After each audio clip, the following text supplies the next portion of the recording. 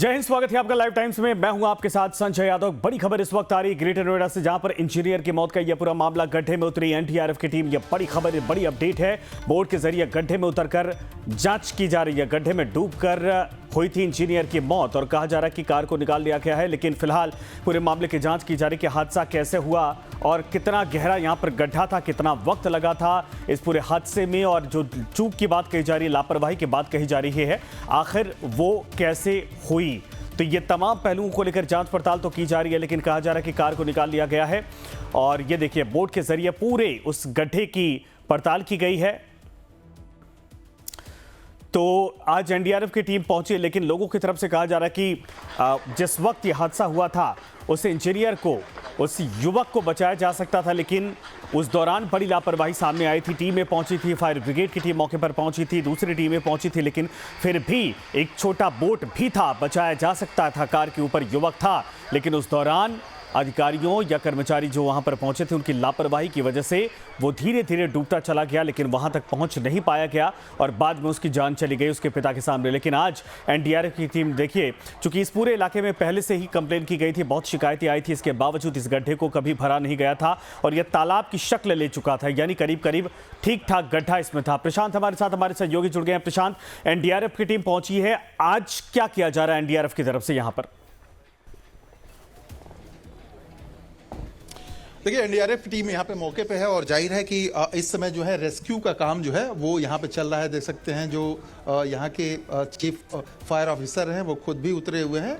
सबसे बड़ी बात है कि वो खुद इस समय जरूर उतरे हैं, लेकिन उनके जो साथी थे, 80 साथी, उस घटना वाली बात, अगर वो हाथ बांध के खड़े ना होके वो भी अगर इसी तरह उतर गए होते तो शायद जान बच गई होती। बहरहाल 4 दिन बाद सही देख सकते हैं कि जो प्रदीप कुमार हैं सीएफओ, वो पिछले 1.5 से 2 घंटे उससे लगातार सर्चिंग कर रहे हैं ताकि वो गाड़ी मिल जाए जिसमें सॉफ्टवेयर इंजीनियर उस वक्त मौजूद था। तो क्या गाड़ी अभी मिली नहीं है प्रशांत? और गाड़ी अभी नहीं मिली है? डिटेक्टर है जिससे, देखिए, गाड़ी अभी सर बिल्कुल नहीं मिली है। गाड़ी की सर्चिंग चल रही है। मैं वही आपको दिखा रहा हूं कि देख सकते हैं कि पूरा अमला इस समय एनडीआरएफ, एसडीआरएफ और फायर का इस समय उतरा हुआ है। गाड़ी दिखा रहा हूं कि इस समय जो अमला है वो किस तरह देख सकते हैं कि प्रशांत, आपकी आवाज कट रही है, आपकी आवाज कट रही है, बात समझ में नहीं आ रही, लेकिन आप कह रहे हैं कि गाड़ी अभी मिली नहीं और एनडीआरएफ की टीम इस वक्त नाव के जरिए, बोट के जरिए इस पूरे गड्ढे में, और कहिए अब तालाब जैसा हो चुका है, तालाब में उतरी है। यानी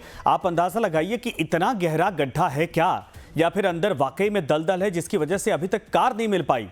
दायरा तो बहुत ज्यादा है नहीं, लेकिन इसके बावजूद अब तक कार मिल नहीं पाई है। और ऐसे में एनडीआरएफ की टीम बोट के जरिए अंदर दाखिल हुई है, यानी पानी में उतरी है और ढूंढा जा रहा है कार को। युवक को, इस इंजीनियर को बचाया नहीं जा सका, लेकिन अब कार को निकालने की जद्दोजहद की जा रही है। और ये देखिए आप, जहां पर यह हादसा हुआ वहीं पर एनडीआरएफ की टीम पहुंची है। बोट में पहले एयर प्रेशर किया गया, उसके बाद बोट को पानी में उतारा गया, लेकिन कहा जा रहा है कि ठीक ठाक गहराई है। प्रशांत दोबारा हमारे साथ जुड़ गए हैं। प्रशांत, तस्वीरों को दिखाइए और बताइए कि आखिर आज जो है कि बोट की, इस कार की तलाश की जा रही, लेकिन इतनी गहराई है क्या, या दलदल है, किस वजह से अब तक कार नहीं मिल पाई? दायरा तो अगर परिधि कहा जाए तो बहुत ज्यादा है नहीं। देखिए, बताया जा रहा है कि 60 से 70 फुट के करीब ये 2 बेसमेंट बना हुआ ये गड्ढा है। 2 बेसमेंट इसमें बनाए जाने थे और इतना बड़ा ये गड्ढा है। नीचे सरिया और तमाम चीज़ें, पिलर्स जो हैं वो खड़े कर लिए गए थे। और जाहिर है कि यही देख सकते हैं कि ये जो वो चारों तरफ के अंदर एक बड़ा सा तार है, उसको डाला जाता है और तार डालने के बाद से निकाला जाता है कि जो कार है उसका पता चल सके। तो दोनों तरफ आप देख सकते हैं कि एनडीआरएफ की जो टीम है वो लगी हुई है और उसका सीधा इंडिकेशन मेरी राइट हैंड पे आप देखेंगे तो यहाँ एनडीआरएफ की जो टीम है वो कुछ इंस्ट्रक्शंस भी दे रही है, यानी कि टेक्नोलॉजी का भी आप यूं कह सकते हैं कि इस्तेमाल किया जा रहा है ताकि उस कार को ढूंढा जा सके।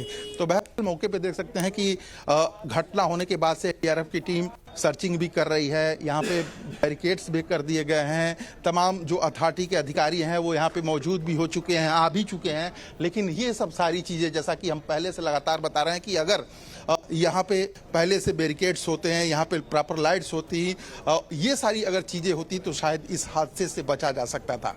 संजय। बिल्कुल सही आपने कहा। और देखिए 4 दिन बाद 3 दिन बाद कहा जाए कि यहाँ पर कार को ढूंढा जा रहा है। लोगों की तरफ से अभी कोई रिएक्शन है? चूंकि कहा जा रहा है बहुत सारी कंप्लेन थी, लेकिन इस गड्ढे को कभी भरा नहीं गया और इतना बड़ा तालाब बनाकर, गड्ढा बनाकर छोड़ दिया गया, पानी भरता चला गया।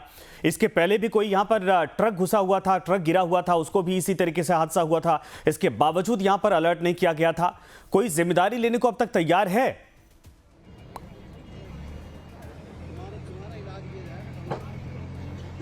देखिए, जिम्मेदारी के नाम पे सीईओ जो अथॉरिटी के हैं उनको हटा दिया गया है। इसके अलावा जो जूनियर इंजीनियर था उसको टर्मिनेट कर दिया गया है। आप लोग यहाँ देखने आए हैं क्या?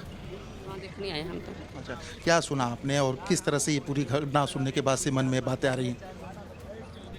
नहीं, मतलब वही दुख तो है ही है कि सामने एक फादर के सामने ऐसी बड़ी त्रासदी हो जाए, कोई बचा ना पाए। मतलब इतनी बड़ी वो नोएडा अथॉरिटी है, हो रहा है, उनके पास कोई आए दिन हादसे होते हैं, बाढ़ आ गई, ये आ गई, तो बचाने के कोई साधन है ही नहीं थे। सामने जिंदा रहा 1.5-2 घंटे, 2-2.5 घंटे। इंफ्रास्ट्रक्चर का फेलियर नहीं है, और तभी दिखता है इंफ्रास्ट्रक्चर का फेलियर जब ऐसा कुछ होता है। कोविड के टाइम पे सबने हेल्थ का इंफ्रास्ट्रक्चर फेलियर देख लिया था, और अब आप यहाँ पे देख लीजिए 2.5 घंटे सारी दुनिया एनडीआरएफ यहाँ पे थी, किसी के पास कोई अंदर नहीं गया बचाने के लिए। इससे मैं कह रहा हूँ कि इस समय सीएफओ खुद मौजूद हैं, गॉगल आंखों में चश्मा लगा के बढ़िया वाला उतरे हुए हैं, लेकिन यहाँ पे आसपास हंसी मजाक चल रही है, क्योंकि अब जो हो गया, जिसको निकाल ले गया, जिसकी डेथ हो गई वो तो हो गई। यहाँ पे तो हंसी मजाक चल रही है कि आप 2.5 घंटे सामने नहीं निकाल सकते, तो इससे ज़्यादा इंफ्रास्ट्रक्चर फेलियर क्या है? डिलीवरी बॉय अंदर चला गया, ये इनको डर लगता रहा, मतलब के। और बोल रहे हो कि 10 मिनट अगर आप पहले आ जाते तो आप बचा लेते, और आप 2.5 घंटे से डिलीवरी बॉय तक हिम्मत कर रहा है कि बचा ले, लेकिन जो वेल ट्रेंड है एनडीआरएफ, एसडीआरएफ, वो नहीं उतरे, और इस समय वो उतरे हुए हैं। तो आप समझ सकते हैं कि ये आपको बैरिकेड में दिखा रहा हूं कि ये पूरा अमला, ये बैरिकेड किया गया है बाहर, और ये बैरिकेड उस वक्त नहीं था। ये बैरिकेड अब घटना के बाद से किया गया है, जबकि यहाँ के जो स्थानीय लोग हैं वो रिटेन में सीधे तौर पे अथॉरिटी को लिख कर दे चुके थे कि भैया यहाँ पे हादसे होते रहते हैं, एक नहीं बल्कि दर्जनों हादसे पहले भी हो चुके हैं, इसको आप कवर करिए, इसको रोक दीजिए। तमाम बातें गुजारिश, सिफारिश या यूं कहें कि शिकायत के रूप में की जा चुकी थी, लेकिन कुछ नहीं हुआ। अगर हुआ होता तो शायद इंजीनियर की मौत नहीं हुई होती। और इस समय देखिए कि बड़ी तादाद में जो लोग हैं यहाँ पे आए हुए हैं, और आप ये कह सकते हैं कि एक मौत के बाद से बड़ी जैसे भीड़ इकट्ठी हो जाती है वो हुई है। आप यहीं के रहने वाले हैं आसपास के, कैसे देखते हैं इस पूरी घटना को, जिस तरह से ये घटना हुई है? ये बहुत ही लापरवाही वाली स्थिति है। अगर प्रशासन पहले से सतर्क होता, इस मैटर को देख के अलर्ट होता, तो शायद एक आदमी की जान नहीं जाती। एक बाप ने अपने बेटा को डूबते हुए देखा है, सिर्फ प्रशासन की लापरवाही की वजह से। गड्ढे तो और बहुत सारे हैं, एक ही नहीं गड्ढा है आपके इलाके में, तो गड्ढे ही गड्ढे हैं, मैं घूम के देख रहा हूँ। गड्ढे बहुत हैं, बट ये जिस जगह पे है इसका सेंटर बहुत ही खतरनाक स्थिति में है। गड्ढे हैं, उन गड्ढों से शायद उतना फर्क नहीं पड़ेगा, क्योंकि ये मोड़ पे, मेन रोड पे है, सामने से एकदम से कोई बैरिकेडिंग नहीं है, कोई भी नहीं है, इसलिए ये ज़्यादा खतरनाक। ये अब तो बैरिकेड का लगा दिया गया घटना अब लगाने से क्या फायदा? लिए उसे कोई फायदा नहीं है। सांप निकल गया, उसके पीछे अगर लाठी पीटते रहेंगे तो कोई फायदा नहीं है।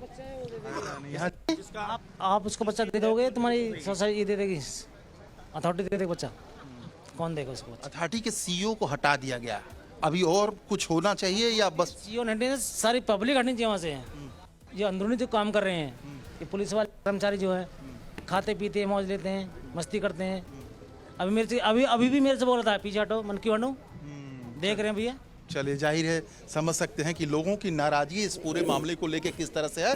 अब मैं चाहूँगा कि एक बार 360 डिग्री में हमारे कैमरामैन पूरा नज़ारा दिखा दें कि किस तरह से ये एक बेसमेंट है जिसमें पानी भरा हुआ है, सब लोग जान लें। और ये बेसमेंट इतना रहा है कि 60 से 70 फुट के करीब ये आसपास बताया जा रहा है, और उसमें से अब गाड़ी निकालने की जो कवायद है वो की जा रही है। तो आप ये पूरा माहौल देखिए, ऊंची ऊंची बिल्डिंगें, करोड़ों रुपए की बिल्डिंगें, उसके बिल्कुल सामने एक समय कहा गया था कि इसको स्पोर्ट्स सिटी बनाएंगे, इसको स्विट्जरलैंड बना के छोड़ देंगे, लेकिन स्विट्जरलैंड कैसा यहाँ नोएडा 150 का है वो आपकी आंखों के सामने है। जाहिर है यही सब लेके लोगों में नाराजगी है, गुस्सा है, और लोगों का साफ तौर पे कहना है कि ये सिर्फ एक गड्ढा नहीं है, एक बेसमेंट नहीं है जिसको खोद के आपने छोड़ दिया है। ऐसे इस रास्ते पे निकलेंगे तो कई ऐसे बिल्डर हैं जिनको प्लॉट्स तो दिए गए, लेकिन उन लोगों ने बेसमेंट बनाया, गड्ढा किया और पहला इंस्टॉलमेंट देने के बाद से फुल फाइनल करने की जरूरत उन्होंने नहीं समझी और ऐसे ही छोड़ के वो फरार हो गए हैं। कहीं पे सीबीआई के मामले चल रहे हैं, कई लोगों पे ईडी के मामले चल रहे हैं और ऐसे में जो गड्ढे बना के छोड़ दिए गए हैं उनको भरने की किसकी जिम्मेदारी है? क्या किसी और के इस तरह के हादसे का इंतजार है?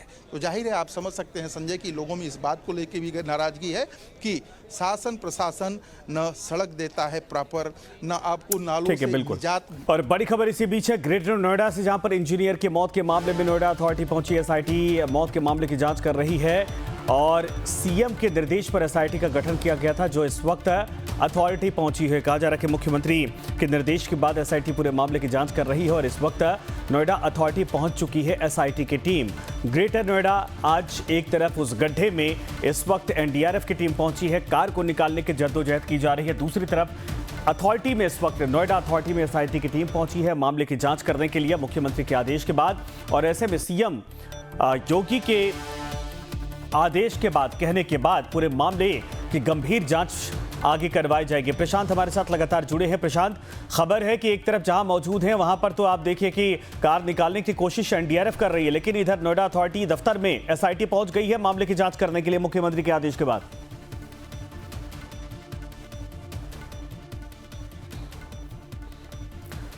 तो दोबारा संपर्क करेंगे, लेकिन ये तस्वीर जो आई हैं ये अथॉरिटी के दफ्तर के अंदर की हैं और आप देखिए कि यहाँ पर जो एसआईटी की टीम पहुंची है, सुरक्षा व्यवस्था भी कड़ी है, लेकिन एक एक पहलुओं को लेकर अब जांच पड़ताल की जा रही कि वाकई में जब शिकायतें थी, कंप्लेन थी, एक नहीं बल्कि विधायक एमपी सबकी तरफ से थी, उसके बावजूद इस गड्ढे को भरा क्यों नहीं गया था?